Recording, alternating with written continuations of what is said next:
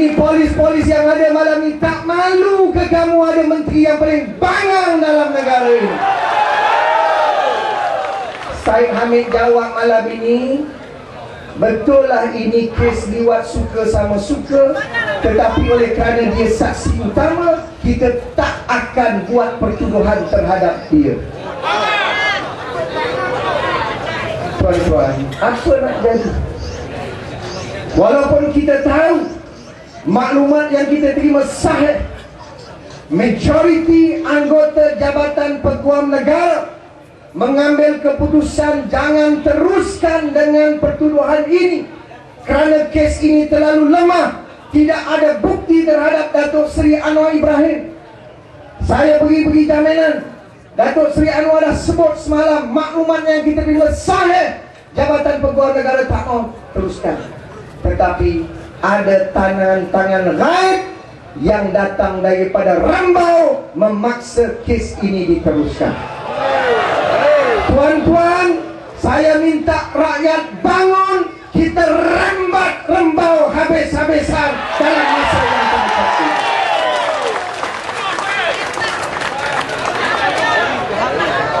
Kamu ingat, kamu menantu, kamu hebat, rakyat lagi hebat daripada kamu. Tuan-tuan, ramai dah pemimpin dah ada sini. Saya baru nak naik gear 3. Teruskan. Tak boleh ada. Ramai ahli parlimen belakang saya. Saya nak rumus 5 minit je lagi. Saya banyak dokumen. Sebab kalau tak bawa dokumen, dia kata kita fitnah. Sebab tu saya bawa. Ini soal DNA. Nak DNA. Kita tak nak bagi. Bila tak nak bagi, dia kata takut. Rambau dalam parlimen kata, kalau berani bagilah DNA. Pak Mentua dia tak jawab.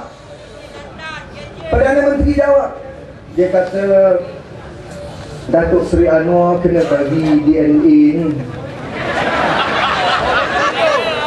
Dia kan suara macam nak mampus.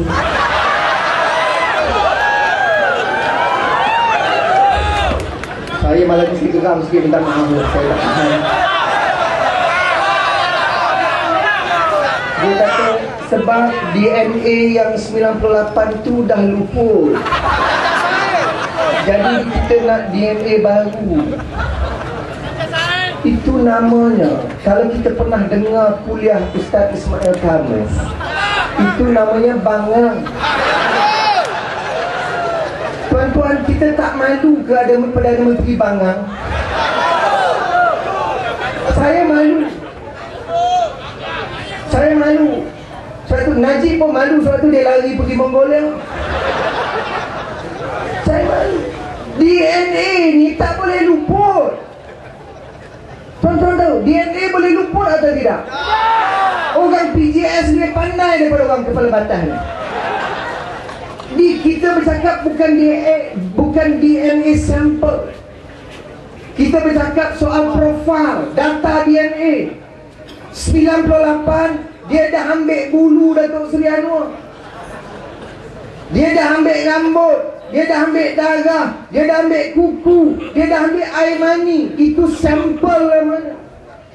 Dan sampel itu mereka periksa dan dia ada buat data, dia panggil profil DNA. Profil DNA ni sampai kiamat takkan luput. Sebab itu kita kata, kalau nak DNA, gunalah 98 punya. Kalau sampel dah dibuang, profil itu masih kekal, data itu masih kekal. Macam cap jari, ini kejadian Tuhan. Kamu caplah macam mana pun, dia tak boleh berubah sampai kiamat begitu. Sebab itu DNA Firaun pun kita boleh jumpa. Dia punya warisan ada di Kubang Pasu. Itu dengar mana? Jadi yang kita nak bagi DNA ni buat apa? Dan yang dia paksa pula ni, Syed Hamid Bahalul ni pun bagi darah, darah kepala bapak kamu. Sebab kalau betul dia nak DNA, sumber DNA bukan darah sahaja tu. Saya bukan doktor. Tapi saya cerdik lah sikit pada menteri yang ada ni. Kalau betul dia nak DNA, dia boleh ambil pada rambut, pada kulit, pada air liur. Ambil air liur 1 biji.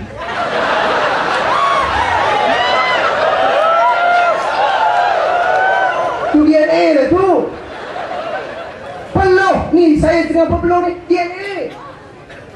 Kenapa tak ambil itu? Mengapa mereka nak darah? Sebab tidak ada bukti terhadap Saiful. Maka dia akan ambil darah, dia percik pada apa pemuda itulah. Akhirnya Datuk Seri Anwar akan dituduh. Betul atau tidak? Tuan-tuan mahu atau tidak Datuk Seri Anwar beri darah dan DNA kepada polis? Kita tidak akan beri. No way. Kita akan lawan dalam mahkamah. Dan saya yakin kita akan menang besar kali ini. Dan inilah ujian yang terakhir tuan-tuan, sebelum kita melangkah masuk ke Putrajaya, insya-Allah. Jadi saya nak merumuskan. Dah faham semua? Kalau dah faham, kena turun ke Pematang Pauh. Sampai malam ini UMNO belum ada calon lagi. Semua tak berhenti bertanding, tuan-tuan. Anwar Musa daripada Kelantan cadangkan kita boykot sajalah pilihan raya kecil. Kali pertama dalam 50 tahun saya dengar UMNO nak boykot pilihan raya, tuan-tuan. Maknanya teruk dah. Cuma ada seorang, ada seekor binatang tu nak bertanding. Hari-hari nak minta bertanding. Siapa dia? Saya nak sebut nama dia pun geli tu dah. Tapi dengan keputusan mahkamah hari ini, dengan mood rakyat, saya yakin, saya bukan overconfident. Saya beristighfar kepada Allah Subhanahu Wa Taala. Saya yakin bukan sekadar kita akan mempertahankan kursi Permatang Pauh, tapi majoriti yang jauh lebih besar pada 26 Ogos. Menang 26 Ogos, 27 Ogos Datuk Seri akan angkat sumpah sebagai ahli parlimen dan ketua pembangkang Dewan Rakyat. 29 Ogos Perdana Menteri nak bentangkan belanjawan negara. Saya telefon parlimen tadi, saya minta siapkan pampers pada 29. Sebab kerusi ketua pembangkang betul-betul depan dengan Perdana Menteri. Tuan-tuan fikir macam mana dia nak bentangkan belanjawan pada 29 Ogos. Menggeletar. Tak bocor atas, bocor bawah.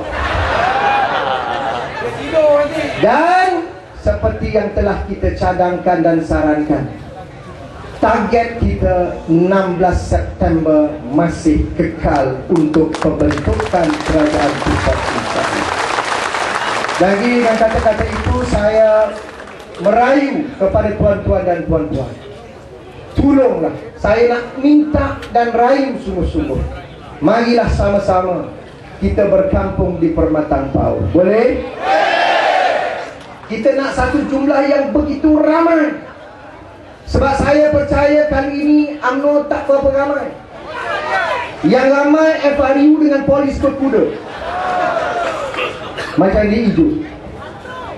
Saya nak puan-puan turun, buat kerja dari rumah ke rumah, jelaskan isu, minta mereka keluar. Sebab hari tahun ini, kali ini pengundian hari Selasa.